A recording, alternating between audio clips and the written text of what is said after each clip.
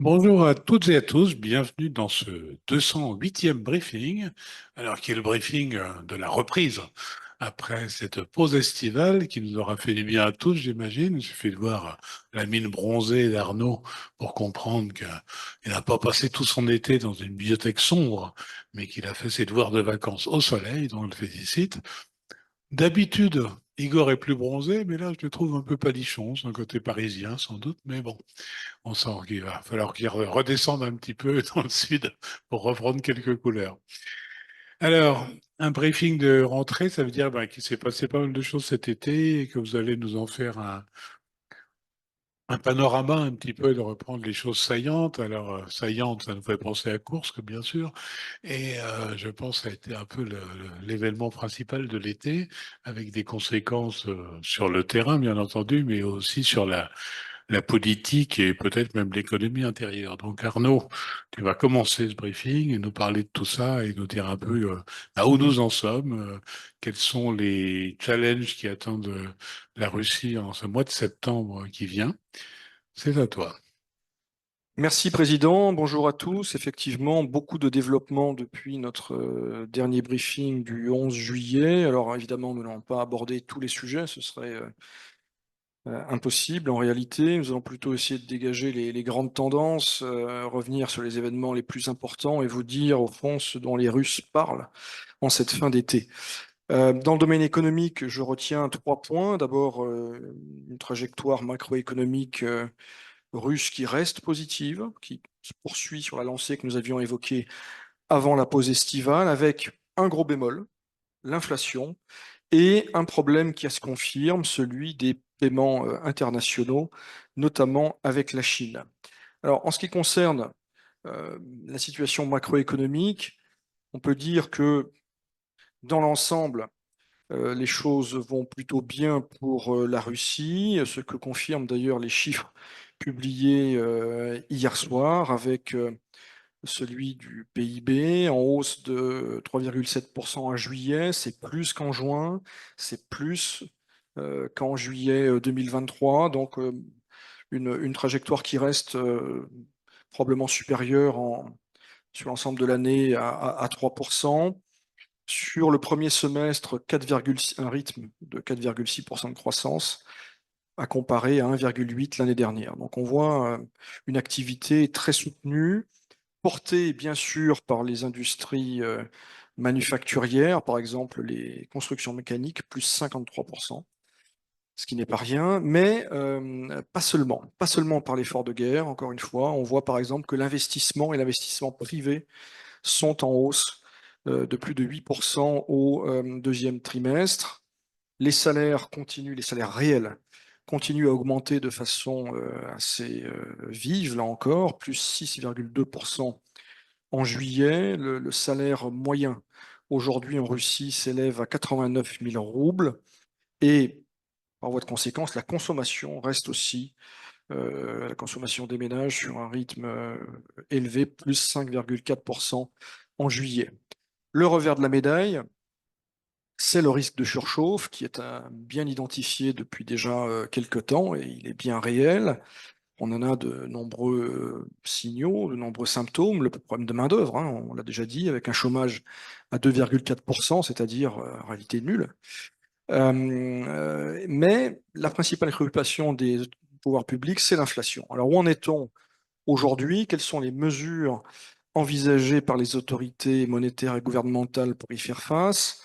D'abord, quelques chiffres. Au 26 août, c'est-à-dire en début de semaine, la hausse des prix était de 9,02% en rythme annuel.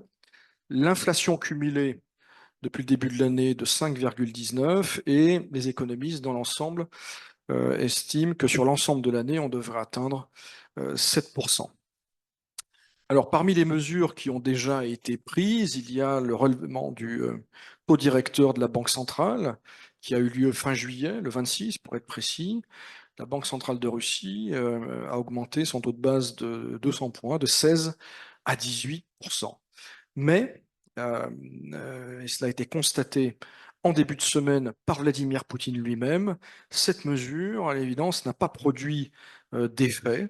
Le constat a été fait publiquement en présence de la patronne de la Banque centrale, Madame Nabiolina, et on a appris aujourd'hui que le gouvernement envisageait une nouvelle série de mesures pour calmer l'inflation, pour la juguler. Et la principale mesure, c'est un resserrement du crédit dans plusieurs directions. D'abord les entreprises d'État, les PME-PMI et les crédits à la consommation pour les ménages et les particuliers, crédits qui restent sur une trajectoire assez inquiétante du point de vue du régulateur. Le troisième point, qui est un sujet dont on avait parlé, qu'on avait évoqué au printemps, mais qui se confirme, c'est celui des paiements internationaux. Je rappelle qu'au premier semestre, il y avait eu quelques alertes avec la Turquie, avec les Émirats arabes unis, avec la Chine, alertes consécutives le plus souvent à des visites de hauts responsables américains dans ces pays, Madame Yellen en Chine, le numéro 2 du département d'État en charge des questions commerciales en Turquie et aux Émirats. Ces hauts responsables américains avaient procédé à des mises en garde très explicites et très menaçantes à l'égard de ces pays, accusés de contribuer aux stratégies russes de contournement de sanctions et de financement. Eh bien, on voit que au premier semestre, les importations ont baissé de 9%, donc il y a un tassement et qui est en partie, en tout cas, imputable à cette difficulté croissante pour les banques russes à effectuer des paiements vers l'étranger. Il y a un problème massif apparemment avec la Chine.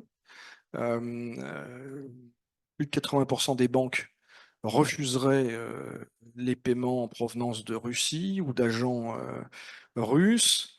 Alors, au bout de 50 ou 60 jours, certains paiements passent, mais vous imaginez bien que ça entrave évidemment les flux commerciaux. Alors, après la visite de Poutine en mai, on avait assisté à une amélioration, hein, les choses. Les banques chinoises avaient, semble-t-il, capté les signaux émis par la direction politique de Pékin, mais il y a eu entre-temps une rechute. Et ce sujet a été longuement traité, semble-t-il, par les premiers ministres russes et chinois qui se sont rencontrés il y a une dizaine de jours à Moscou, et de façon très intéressante, ce point a fait l'objet d'un long dégagement dans le communiqué commun qui a été publié à l'issue des discussions. Donc à voir si cette fois-ci l'amélioration est durable ou pas. En toute hypothèse, les Russes et les Chinois réfléchissent à d'autres mécanismes, le troc par exemple, ce qui nous rappelle une décennie 90 assez agitée en Russie. La crypto, avec beaucoup d'interrogations légales, aussi bien en Russie qu'en Chine. Évidemment, le recours à des pays tiers dans une stratégie un petit peu de cavalerie, mais avec des coûts de plus en plus importants et des blocages. Je parlais des Émirats arabes unis. On a appris aujourd'hui que les banques émiraties bloquaient les paiements en provenance de Russie pour des équipements électroniques chinois qui ne transitent pas par les Émirats. Donc, faire du portage financier, ça devient compliqué. Et alors, il y a une autre stratégie qui est envisagée, c'est l'ouverture de filiales d'établissements bancaires chinois en Russie.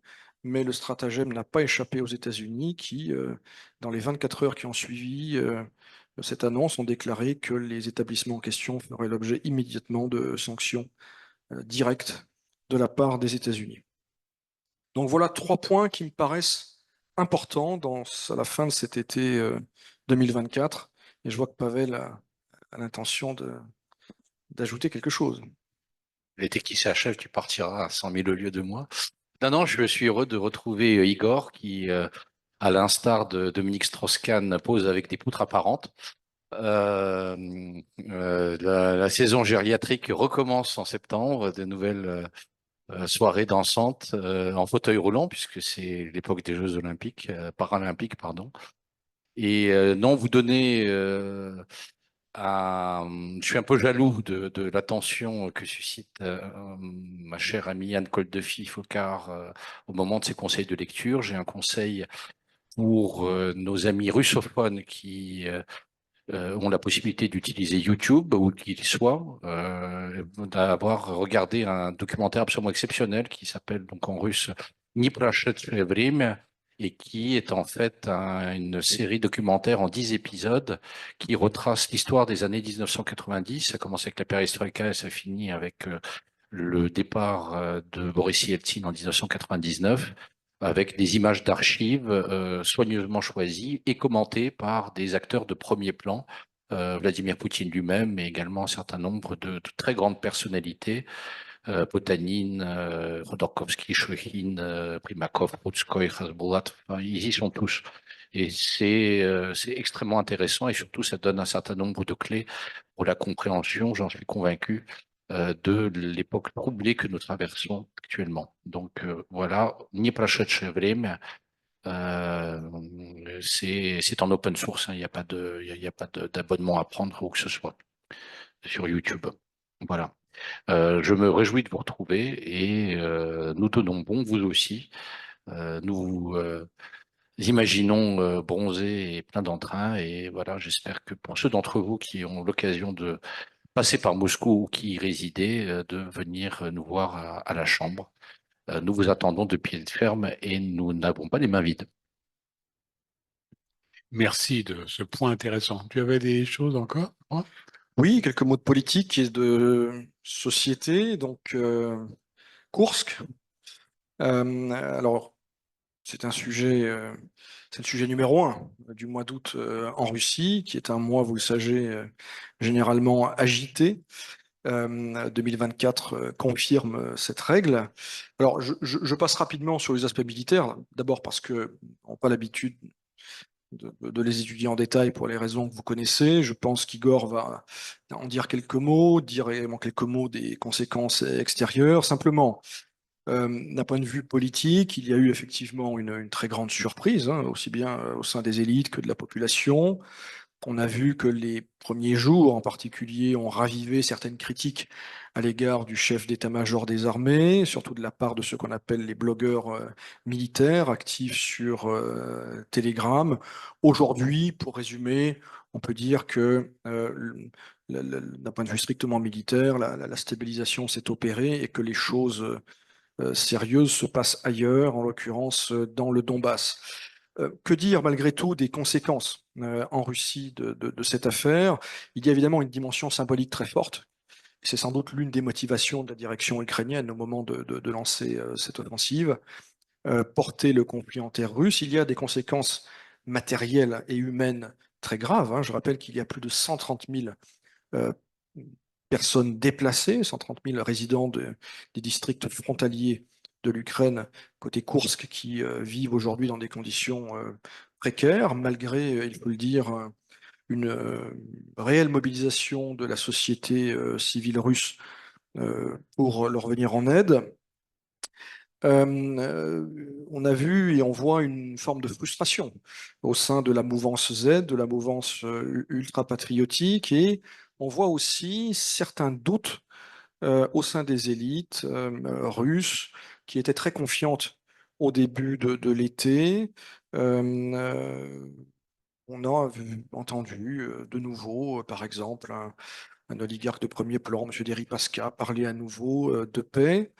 Euh, pour ce qui est de la réaction de la société elle-même, on a vu dans les sondages un regain d'inquiétude, mais à des niveaux quand même bien inférieurs à ceux de l'automne 2022, au cours duquel, je le rappelle, l'armée ukrainienne avait lancé des contre-offensives très importantes et où la Russie avait proclamé une mobilisation partielle. On n'en est certainement pas là.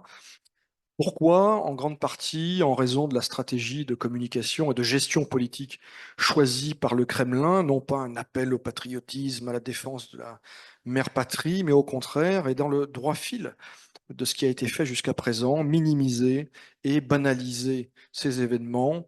Au fond, comme le faisait remarquer un commentateur russe, l'offensive ukrainienne est traitée dans les médias ou a été traitée dans les médias publics un peu comme une forme de catastrophe naturelle devant être gérée par les, j'exagère un petit peu, par la sécurité civile.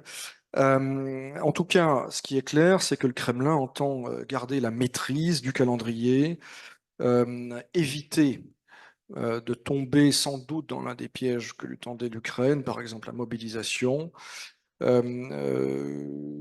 Donc on en est là aujourd'hui du point de vue de, voilà, de la réaction de la société russe. Finalement, le calcul du Kremlin, quoi qu'on en pense, semble plutôt fonctionner. L'autre sujet qui a pris de l'ampleur, me semble-t-il, au cours des dernières semaines, c'est toutes les questions liées à l'immigration et à l'islamisme. Alors là encore, on en a parlé à la faveur de divers événements tragiques. On se souvient de l'attentat de mars lors du concert à Crocus. Donc ce n'est pas un sujet nouveau. Mais il a été au centre des discussions ces dernières semaines, à l'occasion, d'une part, de plusieurs prises d'otages dans les établissements pénitentiaires russes, prises d'otages organisées par des islamistes, et à l'occasion de faits divers tragiques impliquant des immigrés d'Asie centrale en situation régulière ou irrégulière d'ailleurs. Et il est très frappant que par exemple, le chef du comité d'enquête, M. Bastrykine, qui est l'un des personnages importants du système judiciaire russe, eh bien, se soit saisi du sujet et dans un registre très politique. Fin juin, on en avait parlé lors du Forum juridique international de Saint-Pétersbourg. Il avait appelé à un changement radical de la politique d'immigration. En juillet, il a transmis des propositions de loi à la Douma d'État, ce qui n'est pas une démarche habituelle, en proposant d'introduire un système de biométrie systématique, enregistrement électronique obligatoire, fin de ce qu'on appelle les appartements en caoutchouc, c'est-à-dire ces appartements où sont enregistrés des dizaines d'immigrés. Euh, le sujet a été repris de façon plus prévisible par le LDPR de M. Slutsky, donc le parti fondé par Zhirinovsky, avec il y a encore pléthore de mesures qui vont toutes dans le même sens, des restrictions pour les immigrés auxquelles on interdirait de pratiquer certaines professions, comme chauffeur de taxi, c'est déjà le cas dans certaines régions, interdiction du regroupement familial, fin des abattements fiscaux, etc., etc. Et de façon beaucoup plus intéressante et inattendue, Novoe Ljudi, qui est donc Jean Nouveau, cette formation qui, dans le Parlement russe aujourd'hui, donc une formation tolérée par le Kremlin, acceptée par le Kremlin, certains disent même téléguidée par le Kremlin, mais en tout cas, il représente ce qu'on fait de plus ouvert dans les réalités politiques russes actuelles. Eh bien, ce parti a déposé à la Douma un projet de loi qui prévoit d'expulser tous les étrangers ayant un casier judiciaire, y compris si la condamnation remonte à de très nombreuses années. Donc on voit là une accélération, un emballement du débat politique sur ces questions-là, avec des clivages plus ou moins assumés. Le RSPP, c'est-à-dire le MEDEF russe, et le bloc économique du gouvernement, qui sont confrontés aux pénuries de main-d'œuvre que j'évoquais au début de mon exposé, sont très prudents sur le sujet. Le ministère des Affaires étrangères, qui doit gérer les relations avec les pays d'Asie centrale, qui sont plus importants aujourd'hui pour la Russie qu'il y a 5 ans, appelle également à la prudence. Le gouvernement a créé une commission dirigée par Madame Golikova qui va essayer de rationaliser un petit peu les choses, créer des bases de données. Et on a appris de la part des services de Madame Golikova qu'il y aurait aujourd'hui en Russie 630 000 clandestins. Enfin, et ce qu'on peut dire, je terminerai là-dessus pour ce sujet, c'est que finalement ces débats sont très européens. Paradoxalement, au moment où la Russie dit vouloir tourner le dos à l'Europe, elle est rattrapée finalement par des questionnements et des débats qui ne sont pas sans rappeler ceux qu'on voit en France, en Italie ou ailleurs. Quelques mots enfin de YouTube et de Telegram, autre grand sujet de l'été, puisqu'ils ont fait l'objet en août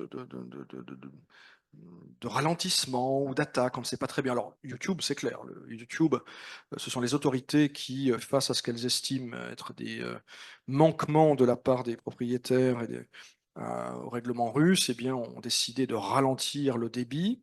YouTube, alors que jusqu'à présent, les autorités russes avaient été très prudentes. Pourquoi? Parce que, évidemment, beaucoup de Russes regardent YouTube et que l'une des constantes de la politique ces dernières années, c'est d'éviter d'irriter la population sur tel sujet, alors qu'il y a par ailleurs d'autres motifs d'inquiétude. Eh bien, il semblerait qu'il y ait une inflexion dans la gestion de YouTube de la part des autorités. On n'est pas encore au blocage, mais on a franchi clairement une étape au cours de l'été. Telegram à de nombreuses reprises dans plusieurs régions durant l'été a vu son fonctionnement perturbé. Alors, deux hypothèses, soit des attaques ukrainiennes ou autres, soit un test grandeur nature de la part des autorités visant à freiner, débrancher ce réseau social qui a une importance qui est d'ailleurs difficilement imaginable en Occident. C'est plus qu'une messagerie hein, aussi, c'est un système informationnel, un espace informationnel à part entière. Donc, bien avant l'affaire Pavel Durov et ces derniers développements en France, Telegram a été non pas au cœur de l'actualité, mais on en a parlé en Russie. Quelques mots de l'affaire Durov qui est toujours en cours. Très frappant de voir l'utilisation qui en est faite en Russie par le pouvoir. Je rappelle quand même qu'il y a un lourd passif entre le pouvoir russe et M. Durov, qui a dû céder le réseau social Vkontakte qu'il avait créé il y a quelques années, qui a dû quitter la Russie, qui, semble-t-il, avait tenu tête au service de sécurité s'agissant des clés de chiffrement. Eh bien, il a réussi un tour de force assez singulier, qui est de mettre d'accord, provisoirement en tout cas, les opposants et les partisans du Kremlin dans leur appréciation de la politique, en tout cas des décisions judiciaires françaises et de leur éventuelle dimension politique. Voilà ce que je pouvais dire, sur Président, de l'été russe. Oui, c'était un été riche en événements.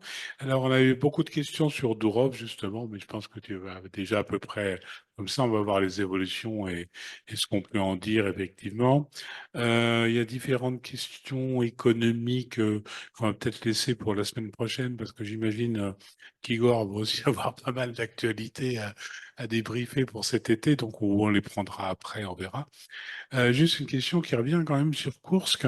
Est-ce que le fait de minimiser du point de vue russe les effets de cette incursion ukrainienne, c'est pas à double tranchant? C'est-à-dire que est-ce que la population, dans sa globalité, mais celle de Koursk en particulier, va pas se trouver un peu délaissée, abandonnée, méprisée, je ne sais pas, enfin prise pour peu de choses, alors que ça parle à l'imaginaire, que c'est une réalité concrète sur les 130 000 dévotés. Est-ce que on comprend la manœuvre, mais est-ce que c'est pas un peu risqué?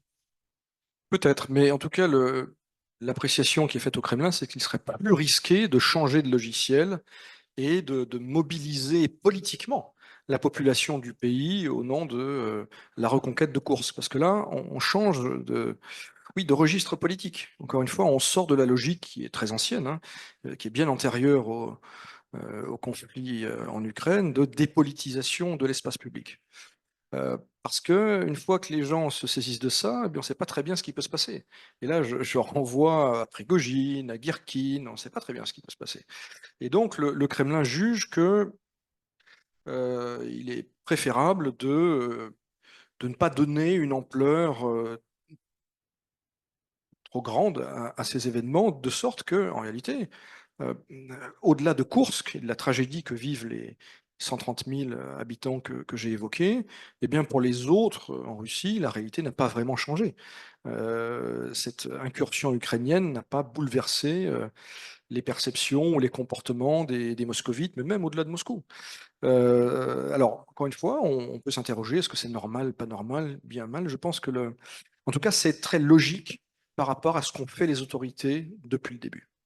C'est vrai que c'est une question que j'ai eue de la part d'un camarade qui m'a appelé de loin pour demander le ressenti par rapport à Koursk. Et j'ai un peu l'impression, en écoutant ces questions, que vu de l'extérieur de la Russie, notamment d'Europe occidentale, on a l'impression que l'Espagne a envahi Perpignan et non, Koursk en tout cas n'est pas Perpignan et en tout cas ce n'est absolument pas le ressenti d'avoir une partie du territoire qui se trouve temporairement sous domination étrangère. Et je pense que effectivement, Arnaud, l'idée d'inondation, les Russes sont habitués à des cataclysmes climatiques ces derniers étés, feux de forêt, inondations et autres, et ça ressemble plus à cela dans la manière dont c'est géré et dont c'est présenté. Et puis il ne faut pas oublier surtout que c'est une zone qui est assez faiblement urbanisée, que c'est essentiellement une zone agraire et non pas sur un plan national, mais des gens dont la subsistance est liée à leur lopin individuel.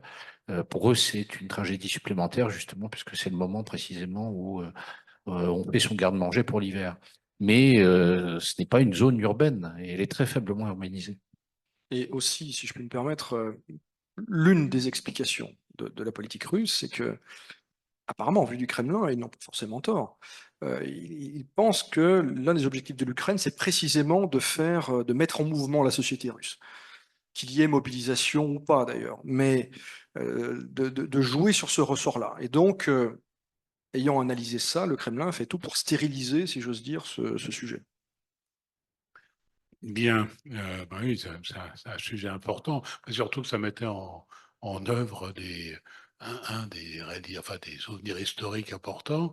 Le fait aussi que c'est une ligne rouge, et même écarlate, qui a été franchie, puisque ça, théoriquement, l'arme nucléaire pourrait servir en cas de menace à l'intégrité territoriale, ce qui est le cas.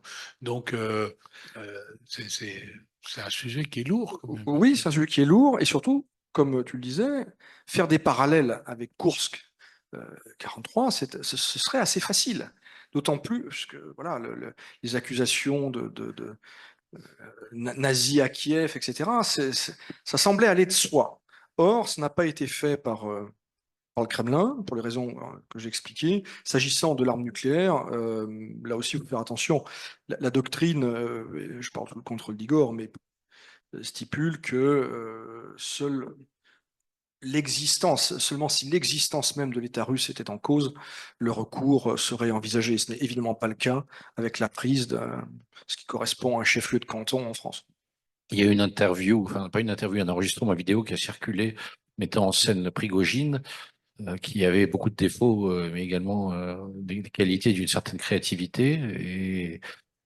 Et justement, Prigojine, donc c'est une interview qui est datée d'il y a à peu près 2 ans, qui expliquait que le recours à l'arme atomique exposerait la Russie à des sanctions absolument apocalyptiques si jamais l'arme était tirée sur un territoire étranger. Par contre, si elle était tirée sur le territoire de la Russie elle-même, là, il n'y aurait pas de problème. Et tout le monde comprendrait qu'en plus, les Russes sont prêts à tout, et notamment à larguer la bombe nucléaire sur leur propre territoire. Et que donc, ils n'excluaient pas la possibilité d'instrumentaliser une incursion ennemie sur les territoires russes pour utiliser l'arme nucléaire tactique. Bon, ça vaut évidemment ce que ça vaut, mais tout ça pour dire que ces débats-là sont des débats importants qui continuent d'inquiéter grandement tout le monde, à l'intérieur de la Russie et pas simplement à l'extérieur. Merci en tout cas Arnaud pour ce vaste panorama. Donc Igor, maintenant on va se tourner vers toi sur mon champ d'expertise, encore plus international, mondial, universel. Donc nous t'écoutons. Merci, Président. Bonjour à tous. Alors, je vais aussi revenir sur les grands points de cet été, enfin des dernières semaines. J'en ai identifié principalement trois. On t'entend mal, Igor. Peut-être que tu peux soit t'éloigner du micro, soit débrancher la poutre apparente. La rapoutre apparente, non. Mais le micro, là, c'est peut-être mieux comme ça. Euh, donc, un point sur l'aide à l'Ukraine qui sera assez rapide. Là, ce qui se passe autour de Koursk, je vais revenir un petit peu sur ces événements. Et puis, je terminerai très rapidement sur la visite du Premier ministre indien, M. Modi, à Kiev la semaine dernière. Alors, sur l'aide à l'Ukraine, depuis qu'on s'est quitté, En somme, il n'y a pas eu de grand chamboulement. Les Américains ont dû probablement octroyer 3, 4 paquets d'aide, toujours dans des ordres de grandeur similaires à ce qu'on avait vu depuis le mois de mai, depuis que, souvenez-vous, l'enveloppe avait été débloquée, la fameuse enveloppe qui était bloquée devant le Parlement américain.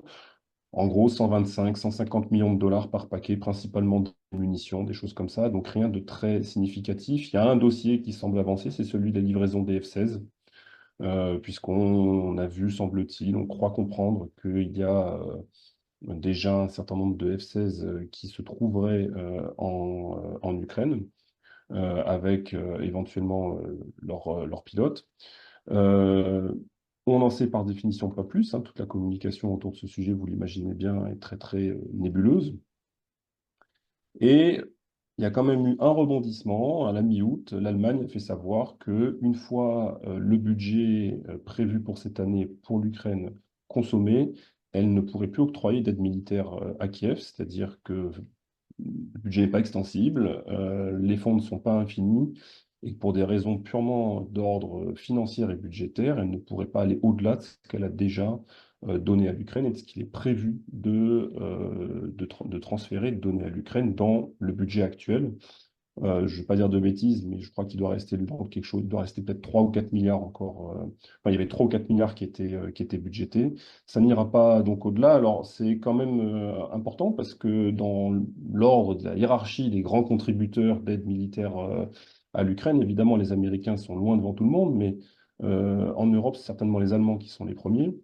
Et donc, ils sont, dans, je dirais, au moins dans le top 3 des pays qui ont donné du matériel, transféré du matériel, prêté du matériel militaire à l'Ukraine, des systèmes de défense anti-aérienne. On en parle beaucoup ces derniers temps, principalement les Iris-T, mais pas seulement. Il y a aussi des Patriotes, des blindés, des véhicules blindés légers, bref, toute une panoplie assez large quand même de matériel qui a été donné, qui ne reviendra probablement pas, évidemment, mais ne pourra pas aller au-delà de ce qui a été fait. Donc, peut-être un petit bémol, il y a des élections partielles en Allemagne en septembre, dans 2 ou 3 Länder probablement. En fonction de ce qui sort des urnes et du résultat de ces élections, peut-être qu'il y aura un réajustement. Voilà, donc peut-être une petite prudence de ce côté-là, mais c'est néanmoins un rebondissement qui est intervenu donc autour de la mi-août. Alors, deuxième sujet dont Arnaud a déjà parlé, c'est Koursk. Alors, Koursk, cette incursion, comme on dit, dans la région de Koursk, elle est présentée par Kiev comme faisant partie, par M. Zelensky plus spécifiquement, comme faisant partie de son plan de paix et de ce qui doit provoquer, selon lui, la fin du conflit. Il explique, souvenez-vous, quand on s'est quitté, au mois de juillet, M. Zelensky expliquait qu'il fallait que la Russie participe à la 2e conférence internationale sur la paix, que celle-ci devrait se tenir, si possible, avant l'élection américaine. J'avais expliqué que la conférence qui avait lieu en Suisse ne s'était pas passée forcément comme les Ukrainiens l'espéraient, que les résultats étaient quand même très, très, très mitigés.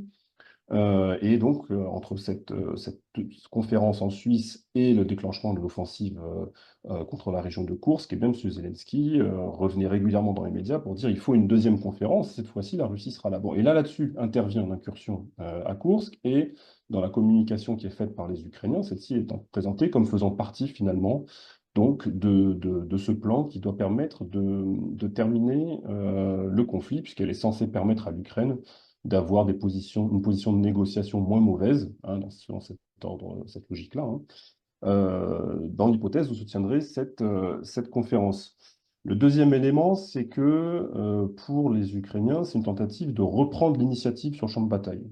Depuis l'échec de la contre-offensive ukrainienne qu'on avait bien couverte l'an dernier, donc à l'automne 2023, il y a bientôt un an, enfin octobre-novembre, les Ukrainiens finalement subissent la stratégie russe du grignotage, hein, et n'ont pas l'initiative, à part quelques coups d'éclat, ça et là, avec évidemment beaucoup d'images, mais qui ont plus un effet médiatique qu'autre chose, hein. Mais sur le fond du roulement du conflit, l'initiative reste plutôt du côté russe. Alors là, avec cette incursion, évidemment, l'idée, c'est de tenter d'inverser la vapeur et d'essayer de reprendre l'initiative de ce point de vue-là. Est-ce que ça a marché? Passé les premiers jours où il y a eu des flottements, Arnaud l'a dit, il y a un moment de surprise, de stupeur, etc., on a quand même l'impression que les choses se sont quand même stabilisées et qu'aujourd'hui, pour ce qui est de la région de Koursk, ce n'est plus tellement le sujet, surtout que lorsqu'on regarde sur tout le reste de la longueur du front, les choses se passent en réalité pas très bien pour les Ukrainiens, voire même mal dans le Donbass. Troisième point, ça a été aussi dit un petit peu par Arnaud, l'idée pour les Ukrainiens, à mon avis, c'était essayer de faire changer la perception du conflit par la société russe. C'est-à-dire leur dire on peut porter le conflit sur le sol russe, sur votre territoire. Personne n'est à l'abri, donc c'est des choses qu'on a déjà entendues hein, dans la rhétorique M. Podolyak, M. Yermak, etc. Et donc, pourquoi pas provoquer des changements en interne, donc l'hypothèse d'une mobilisation, vraisemblablement ce ne sera pas le cas. Visiblement, ce calcul, pour l'instant, n'a pas été juste, n'est pas vrai, ne se réalise pas, hein, puisque, comme Arnaud l'a expliqué, la stratégie de la communication du Kremlin, c'est temporiser, c'est finalement circuler, il y a plus grand-chose à voir. Alors bon, il se passe des choses sur le terrain, on s'en doute, hein, mais c'était l'idée de faire changer la perception du conflit. Quatrième point, quatrième élément que je vois aussi pour expliquer cette décision des Ukrainiens, c'est de forcer les Russes à dégarnir le dispositif du Donbass pour envoyer des troupes dans la région de Koursk pour endiguer, enrayer cette offensive. Alors, on ne sait pas trop ce qui s'est passé au niveau des rotations, et puis de toute façon, on ne commentera pas ici, mais même si cela a été fait, même si les Russes, admettons, ont dégarni une partie de leur dispositif, ça ne change rien pour l'instant sur la dynamique que l'on constate dans le Donbass, où les lignes ukrainiennes sont non seulement sous pression, mais localement, elles commencent à céder en réalité. Par conséquent, là aussi, si c'était un des effets recherchés, ça n'a pas peut-être produit les résultats qui étaient escomptés. Et puis, évidemment, l'idée, cinquième élément, c'est peut-être de contraindre les Russes à la négociation. Alors là aussi, bon, je ne suis pas certain que à Kiev on misait complètement sur ce résultat-là, mais bon, si jamais c'était l'idée sous-jacente, là aussi, c'est probablement raté, puisque, à contrario, risque probablement d'avoir un effet inverse, ça risque au contraire de durcir encore plus les positions, notamment celle du Kremlin, de ne pas négocier, surtout pas sur la base d'un éventuel hypothétique échange de territoire, en échange quelques pouces de la région de Koursk contre quelques pouces de la région de Zaporozhye, ce que vous voulez. Ça, a priori, ce sont des choses qui ne devraient pas avoir lieu. En tout cas, pour l'instant, on n'entend plus tellement parler de cette nouvelle conférence pour la paix, et ça a remis quelque part comment dirais-je, dans l'actualité, ce sujet que j'avais évoqué au printemps, souvenez-vous de la théorie du cordon sanitaire. Poutine avait demandé de bâtir un cordon sanitaire à la frontière russo-ukrainienne, donc plutôt au niveau justement des régions de Koursk, Belgorod, face aux régions de Soumy, Tchernigov, etc., Kharkov. Il y a eu une ouverture d'un théâtre d'opération dans la région de Kharkov avec au final des résultats a priori assez limités. Mais finalement, cette question de la zone sanitaire, un, ça n'a pas été visiblement conclusif du côté russe, et deux, ça va la remettre au niveau de l'agenda, hein, de créer une forme de zone sanitaire, que ça soit fait par des moyens militaires dans le cadre du conflit, ou que ça soit fait au niveau dans les négociations qui se tiendront un jour, avec une démilitarisation, des zones démilitarisées, avec l'absence peut-être de matériel, de certains types de matériel de tel côté de la frontière. Enfin, on peut imaginer peut-être des choses comme ça. En tout cas, du côté des soutiens de l'Ukraine, on prétend ne pas être au courant, ne pas avoir été mis au courant de la préparation de l'opération. Les Américains disent, nous, on n'était pas au courant. D'autres pays ne commentent pas. En tout cas, il n'y a pas de commentaires, je dirais, très importants là-dessus.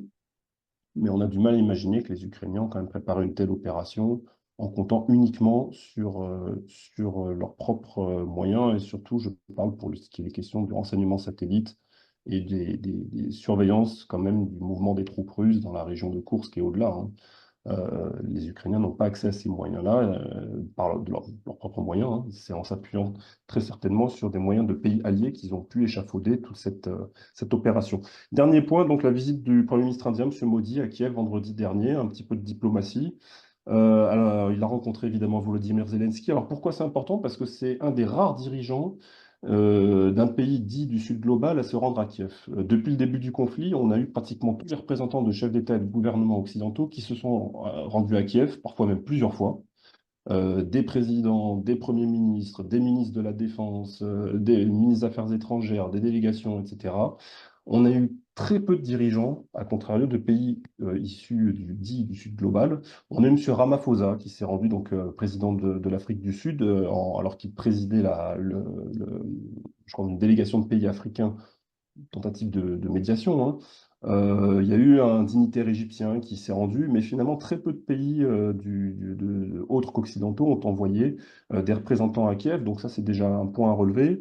Euh, Monsieur Modi a proposé les bons offices de l'Inde, suggéré qu'il faudrait qu'une conférence pour la paix évidemment se tienne, mais que dans cette conférence, il faudrait qu'il y ait absolument l'Ukraine et la Russie et qu'on n'écarte pas la Russie des pourparlers.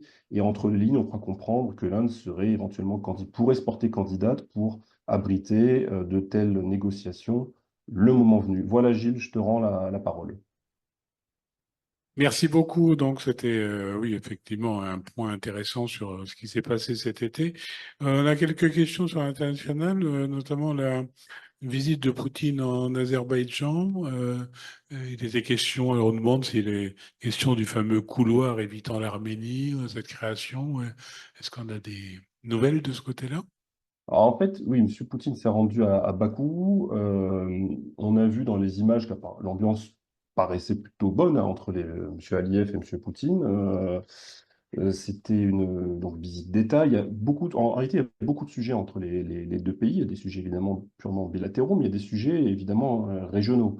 Il y a la situation dans le Caucase du Sud qui est très, comment dirais-je, très changeante, hein, très évolutive, en Arménie, en Géorgie aussi. La situation dans le Karabakh. Et il y a la situation, et là, les projets ensuite de logistique internationale entre la Russie, l'Azerbaïdjan et l'Iran, hein, de corridors logistiques, rail et maritimes. Donc beaucoup de sujets à aborder. Euh, pour ce qui est du Caucase du Sud, les Russes poussent depuis plusieurs mois une initiative qui s'appelle 3+3, en fait, hein, qui vise à rassembler les représentants des trois pays du Caucase du Sud, hein, Géorgie, Arménie, Azerbaïdjan, avec les trois puissances régionales, hein, Russie, Iran, Turquie, pour essayer de résoudre ensemble un certain nombre de sujets épineux. Les Géorgiens ont fait savoir, un peu botté en touche, ont fait savoir qu'ils n'étaient pas directement concernés et que finalement c'était plutôt les Arméniens et les Azerbaïdjanais qui étaient les plus concernés par ce type de format. Voilà, on sait que c'est une initiative diplomatique sur lesquelles les Russes insistent. À mon avis, il en a été question encore, hein, entre M. Poutine et Aliyev. Et il y a aussi, dans l'ordre de la question des corridors, alors il y a celui que tu évoques dans la question, enfin qui est évoqué dans la question, et l'autre c'est le pipe transcaspien, hein, qui est un autre sujet, l'idée de faire passer un pipeline offshore, hein, sous la mer Caspienne pour amener les ressources hydrocarbures du Turkménistan vers l'Azerbaïdjan, et puis les renvoyer vers la Turquie et puis vers les clients. Bon, ça, c'est aussi évidemment un sujet qui a probablement été évoqué entre les deux dirigeants, parce que c'est quelque chose qui revient, hein, dans l'actualité. On entend parler de nouveau de ces projets. Alors, c'est pas nouveau, c'est un projet en réalité c'est un serpent de mer, hein, sans mauvais jeu de mots, qui dure depuis des années, mais on entend de nouveau parler. Donc voilà, c'est un peu en vrac les sujets qui ont, à mon avis, pu être évoqués entre les deux présidents. Igor, quelles sont les chances de Pavel Dourov d'accéder au poste de Premier ministre en France? Elles sont très hautes, très très élevées en même temps, mais je pense qu'il mettrait tout le monde d'accord. Et je pense qu'il prend. Alors, une question à la lisière de la diplomatie, de l'économie et de la politique. Est-il vrai qu'EDF est en lice face notamment à Rosatom pour construire des centrales au Kazakhstan? S'agit-il, à votre avis, pour Astana de faire jouer la concurrence et ainsi d'obtenir un meilleur prix? Ou bien est-ce un pivot décisif vers l'Occident, ou bien encore d'un positionnement à la Erdogan? Pavel a peut-être une info là-dessus, mais Réponds-nous, s'il te plaît, avant que Astana n'arrive. celle-là, On elle est bonne. l'accepte, on l'accepte. Ouais, ouais, on la Très bien. garde, ouais. Donc, vous allez plancher sur cette question pour le prochain briefing. Voilà, je crois qu'on a fait à peu près le tour des principales questions. Merci à tous les deux de votre expertise toujours précieuse et on voit que vous avez fait de vos devoirs de vacances. Donc, ça y est, c'est la reprise. L'été est fini, l'automne commence et on va reprendre notre rythme hebdomadaire de briefing. Donc on se retrouve jeudi prochain, même heure, pour ce briefing traditionnel. Donc comme d'habitude, la CCI France-Russie, je tiens à vos côtés. Tenez bon. À bientôt, comme dirait Monsieur Modi. Bonne entrée dans l'été indien.